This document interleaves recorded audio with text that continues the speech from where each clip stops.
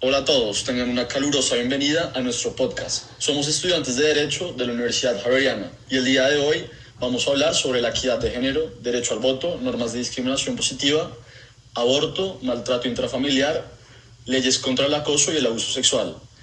Este podcast está compuesto por Jaime Acosta, Antonio Galán, Nicolás González, María Paula Gutiérrez y Santiago García. La equidad de género es un tema crucial en la lucha por los derechos humanos en todo el mundo, y Colombia no es la excepción. A lo largo de la historia, el país ha experimentado avances significativos en materia de equidad de género, aunque aún quedan desafíos por superar. Uno de los hitos importantes en la búsqueda de la igualdad de género en Colombia fue el reconocimiento del derecho al voto para las mujeres. En 1954 se promulgó la ley que permitía a las mujeres ejercer su derecho al voto en las elecciones nacionales, lo cual fue un paso importantísimo hacia la igualdad de género en el ámbito político. Posteriormente, en cuanto a las normas de discriminación positiva, Colombia ha implementado diversas medidas para promover la igualdad de oportunidades para las mujeres. Se estableció la ley de cuotas, que establece que al menos el 30% de los puestos en los órganos de decisión del Estado deben ser ocupados por mujeres. Esta ley ha contribuido a aumentar la participación política de las mujeres en el país. Adicionalmente, en relación al tema del aborto, Colombia ha tenido cambios significativos en su legislación.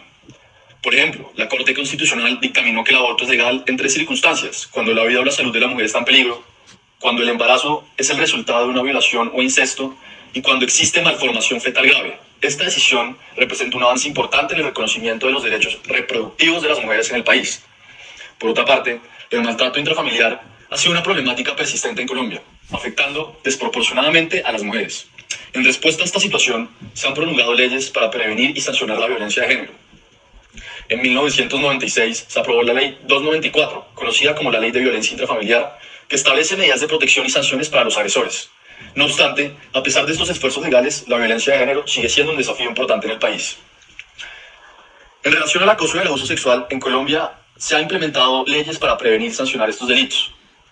En 2008 se promulgó la Ley 1257, que busca garantizar el derecho de las mujeres a una vida libre de violencias. Esta ley define el acoso y el abuso sexual como formas de violencia de género y establece sanciones para los perpetradores. A pesar de estos avances legislativos, la violencia sexual sigue siendo una problemática persistente en el país y se requiere una mayor implementación y cumplimiento de las leyes existentes. Es por lo anterior, y como podemos resumir, que Colombia ha realizado avances significativos en materias de equidad de género, como el reconocimiento del derecho al voto para las mujeres, la implementación de normas de discriminación positiva, la legalización del aborto en ciertas circunstancias, la promulgación de leyes contra el maltrato intrafamiliar y la legislación para prevenir y sancionar el acoso y el abuso sexual. Sin embargo, todavía existen desafíos en la implementación efectiva de estas leyes y en la erradicación de la violencia de género del país. Bueno, esto que nos acaba de contar Santiago es muy interesante. Creo que es un tema de bastante importancia para todos, pero en especial para nosotras las mujeres que año tras año hemos luchado por lograr esta equidad. Siguiendo con el tema, ahora me gustaría hablar acerca de la importancia y relación de la historia jurídica con el tema de equidad de género. Aquí entonces traigo a colación a Catalina Villegas del Castillo con su texto Historia y Derecho, la interdisciplinaridad del derecho y los retos de la historia del derecho. En este texto, donde se hace énfasis en que la historia del derecho puede apuntar a una comprensión más profunda y contextualizada de los problemas jurídicos contemporáneos, al analizar su evolución histórica y las dinámicas sociales y culturales que los han influenciado. Por ejemplo, al estudiar la evolución de las leyes y las normas en un país, sobre todo como Colombia, se puede identificar patrones y tendencias que ayudan a entender por qué ciertas leyes se han implementado o modificado a lo largo del tiempo. Además, la historia del derecho también puede ayudar a entender cómo ciertos problemas jurídicos contemporáneos tienen raíces históricas y culturales profundas, que deben ser consideradas para encontrar soluciones efectivas. La historia del derecho entonces puede proporcionar una perspectiva más amplia y más profunda sobre los problemas jurídicos contemporáneos, lo que puede ayudar a los profesionales del derecho a tomar decisiones informadas y efectivas. Por otra parte, también me parece importante mencionar a Chimamanda Adichie, la cual ha señalado cómo la historia única de la mujer ha sido moldeada por estereotipos y narrativas limitantes que reducen su identidad y posibilidades. Chimamanda aboga por una narrativa más inclusiva que reconozca y valore la diversidad de las experiencias de las mujeres en diferentes culturas y contextos. Ella sostiene que la historia única es peligrosa porque simplifica y distorsiona nuestra comprensión del mundo y perpetúa estereotipos. Promueve la importancia de contar y escuchar múltiples historias para lograr una visión más inclusiva y precisa de la humanidad. Por otro lado, en el texto ¿Qué es lo contemporáneo?, de Giorgio Agamben, dice que ser contemporáneo no es simplemente vivir en el mismo tiempo cronológico, sino tener la capacidad crítica de comprender y confrontar los desafíos del presente. Esto implica una reflexión profunda sobre nuestro tiempo histórico y una participación en la transformación de la sociedad. Ser contemporáneo implica, ante todo, estar atentos a las luchas y conflictos que ocurren en el presente y participar activamente en la construcción de un mejor futuro. Pero creo que ya hablé mucho, entonces ahora me gustaría saber, ¿tú qué piensas, Nicolás? ¿Qué me dirías respecto a este tema? Bueno, María Paula, yo creo que es importante la opinión de Roberto Vidal, que en su libro de Propuestas para una ciencia social de derecho, argumenta que el derecho no puede ser entendido únicamente a través de las normas y los procedimientos legales, sino que debe ser estudiado en su contexto social, cultural y político. Sostiene que el derecho es una construcción social que refleja y reproduce relaciones de poder, intereses y valores de una determinada sociedad. Plantea la importancia de analizar las prácticas jurídicas en su contexto histórico y sociocultural, así como examinar los discursos jurídicos y su influencia en la formación de normas y políticas. Destaca la necesidad de comprender el papel de los actores sociales y los procesos de toma de decisiones en la configuración de derecho. Aboga por el estudio de los conflictos y los movimientos sociales como elementos clave para comprender las transformaciones y los cambios en el sistema jurídico. Encerrando la opinión de estos distintos autores y como conclusión encontramos que la historia jurídica es importante para el tema de la equidad de género porque proporciona un contexto y una comprensión de cómo se han desarrollado y evolucionado las leyes y normas en relación con los roles de género y la igualdad de derechos a lo largo del tiempo. La historia jurídica nos muestra cómo las mujeres han luchado por obtener igualdad de derechos a lo largo de los siglos, desafiando las normas y enfrentando obstáculos legales y sociales. Estudiar estos casos históricos de determinación de género y los esfuerzos realizados para superarla nos brinda una perspectiva sobre el progreso alcanzado hasta ahora y las áreas donde aún persisten desigualdades. Además, comprender cómo se han promulgado y modificado las leyes en relación con la equidad de género nos permite evaluar la efectividad de las políticas y los marcos legales existentes en la actualidad. Podemos analizar los cambios legales han impactado en la vida de las mujeres y las personas de género no binario, identificar las brechas existentes y abogar por reformas adicionales para lograr una mayor igualdad. La historia jurídica también proporciona ejemplos de casos emblemáticos y precedentes legales que han sentado las bases para la protección de los derechos de las mujeres. Estos casos pueden ser utilizados como argumentos legales y herramientas para promover la igualdad de género en el sistema judicial actual. Muchas gracias María Paula y Nicolás por hablarnos de la importancia jurídica del tema de la equidad de género hasta el día de hoy. Ahora nos compete analizar la validez, la justicia y la eficacia de las normas relacionadas a la equidad de género que tenemos, más particularmente en los casos de maltrato intrafamiliar, el maltrato hacia la mujer, el maltrato hacia menores y el aborto y el derecho a voto que tenemos hoy en nuestro sistema jurídico. Entonces, primero nos compete analizar la cuestión del aborto en Colombia. Hace poco, menos de un año, salió la sentencia C055 de 2022, la cual despenaliza el aborto hasta la semana 24 de gestación. ¿Esto qué quiere decir? Despenalizar el aborto, que el aborto ya no se considera como un delito en nuestro sistema jurídico. Es decir, cualquier mujer que quiera realizar un aborto seguro lo puede hacer bajo el amparo de la ley o el amparo de una institución, de cualquier institución médica en el país. En términos de validez, es una cuestión muy debatida, ya que hay muchas personas que dicen que la Corte Constitucional no tenía la competencia para poder hablar del tema otra vez, ya que se pudo haber declarado como cosa juzgada, dado que ya había otra sentencia que declaraba que el aborto podía ser despenalizado bajo 3 causales. La validez de esta norma, pues en términos prácticos, podría verse discutida en que no lo puede llegar a ser, pero en términos teóricos la Corte Constitucional toma y tiene el rango para poder sacar una sentencia de este calibre y poder despenalizar un delito, por lo que vemos ahorita, el aborto.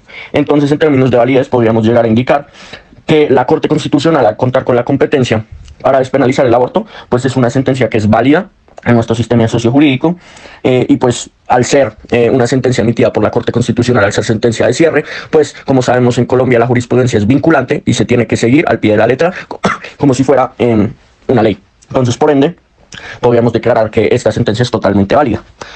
Ahora nos compete analizar si para Bobbio o los autores que menciona en su texto, esto puede llegar a ser una sentencia de carácter justa o injusta. En este caso podemos llegar a tomar varias vertientes, pero la que más se asemeja a aquello que estamos buscando es la del positivismo jurídico, el cual dice que la norma es justa solamente si es válida. Y es justo lo que se encuentra ordenado y prohibido lo que se encuentra fuera del orden jurídico. En este caso podemos llegar a decir tajantemente que en este caso, al ser la jurisprudencia vinculante, se puede considerar como una norma justa. Entonces ya tenemos dos criterios que podemos llegar a analizar desde el ámbito jurídico, la justicia y la validez. Y para el positivismo jurídico esto va de la mano, ya que si es válido, por ende es justo, ya que se encuentra dentro del ordenamiento jurídico de Colombia. Ahora nos compete analizar la eficacia de la norma. Al día de hoy en Colombia no existen muchos informes sobre la eficacia que tuvo la sentencia C055 de 2022, aunque podemos llegar a entender que el aborto, al ser despenalizado, pudo acabar con los diferentes tipos de delito que había en torno al aborto en sí. Por ejemplo, en el año 2008, según ámbito jurídico, se presentaron 400.412 abortos inducidos. Entonces, con la eficacia de esta norma, significa que se despenaliza un delito y se puede llegar a acceder a un recurso legal y seguro para las mujeres que quieren abortar. En este caso también tenemos otra estadística del portal estatista.com que nos dice que en el 2020 se presentaron 964 casos de aborto ilegal en Colombia. Esto quiere decir que mediante la despenalización del aborto estamos evitando que 964 mujeres tomen la decisión de ir a centros donde esta práctica no es totalmente segura para poder llegar a abortar. En este caso podemos ver que la eficacia de la norma pues, puede ser mayoritariamente grande, ya que si de los 964 casos, al menos la mitad o el 75% van a entidades las cuales están facultadas para realizar esta práctica, significa que la norma en sí estaría cuidando a al menos 700 mujeres que quieren realizar esta práctica. Además, al ser una práctica que ya está avalada y que centros de salud competentes lo pueden hacer, pues de las 964 mujeres, una importante cantidad de estas va a tomar la decisión de realizarlo en centros facultados para esta materia. Ahora nos compete analizar normas sobre el maltrato intrafamiliar y la equidad de género. En este caso tenemos la Ley 1542 de 2022, que tiene como objeto garantizar la protección y diligencia de las autoridades en la investigación de presuntos delitos de violencia contra la mujer y eliminar el carácter de querellables y desistibles de los delitos de violencia intrafamiliar en la existencia inalimentaria. Entonces, ¿qué podemos ver acá? Es una norma que podemos concebir como totalmente válida, su expedición es facultada por el Congreso y es una ley que básicamente tiene como carácter poder tipificar delitos contra el maltrato intrafamiliar y poder dar más vías en torno a la ayuda contra la violencia de la mujer. En este caso no podemos refutar ningún término de validez, ya que el órgano que está jurídicamente avalado para esta cuestión es el Senado y es aquella entidad o aquella institución que profirió la ley en el año 2012. En términos de eficacia y justicia, como vemos, el positivismo jurídico nos dice que aquello que es válido por ende es justo, aunque acá podríamos entrar a refutarlo, ya que las cifras en torno a la eficacia nos muestran que estas normas en sí y las rutas que tienen las mujeres para poder comunicar este tipo de maltrato no están siendo las más eficaces, ya que en Colombia en el 2022 se registran 19.116 lesiones por presunto delito sexual y además el 80% corresponde a niños, niñas y adolescentes, es decir, 15.823 víctimas. Esto según el Instituto de Medicina Legal y Ciencias Forenses para el año 2022, lo cual podemos llegar a decir que la norma o aquellas leyes que están buscando proteger el maltrato intrafamiliar hoy en día no están siendo totalmente eficaces, ya que hay más de 20.000 personas que siguen sufriendo maltrato intrafamiliar y esas 20.000 personas, pues se supone que hay un número más grande, ya que solo estas fueron las que se presentaron ante las autoridades competentes para denunciar aquellos maltratos. Entonces estas leyes que estamos buscando proteger, o que están buscando mejor proteger a aquella población vulnerable, pues no lo están haciendo de manera correcta. Entonces podríamos entrar a debatir si es justo o no en torno a la eficacia, pero en torno a la validez, la institución que puede facultar o que puede sancionar o que puede expedir estas normas, que es el Congreso de la República, pues lo está haciendo. Ahora nos compete entrar a mirar si aquellas normas pueden estar presentando algún tipo de falla en torno a la justicia con razón a la eficacia.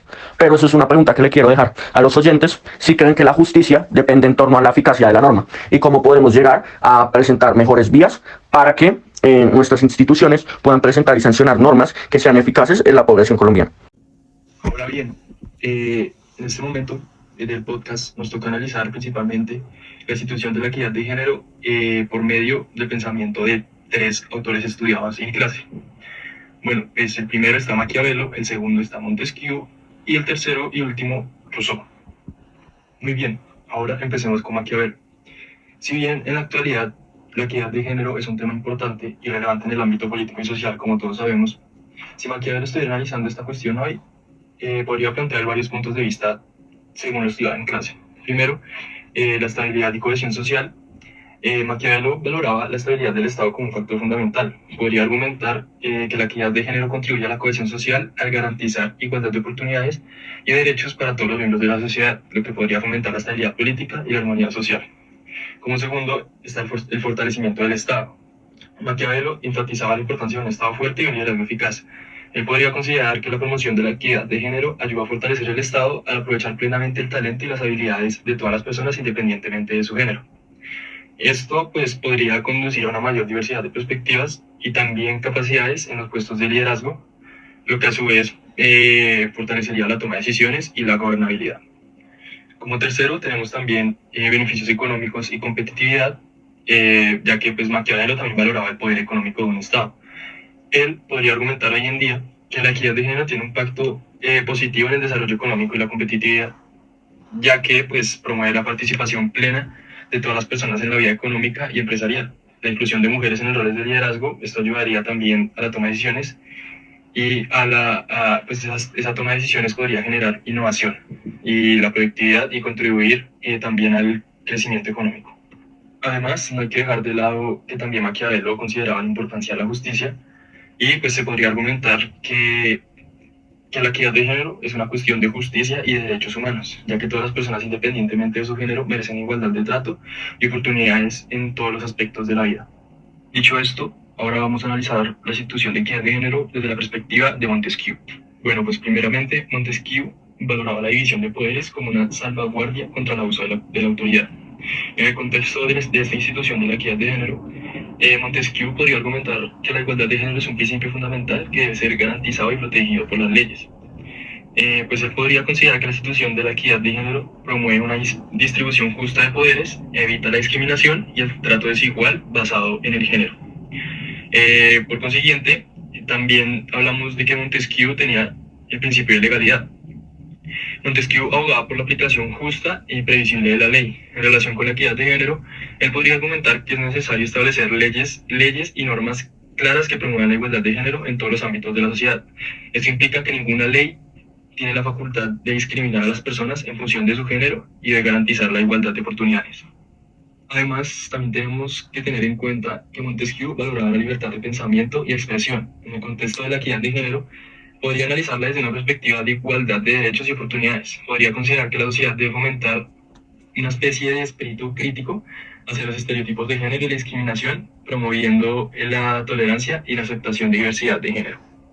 Por último, en cuanto a Rousseau, podemos inferir que, por ejemplo, Rousseau sostenía que la sociedad debía basarse en la voluntad general que busca el interés común y el bienestar de la comunidad. En el contexto de la equidad de género, podría argumentar que la igualdad de género es un elemento esencial para alcanzar el interés común y el bienestar de la sociedad.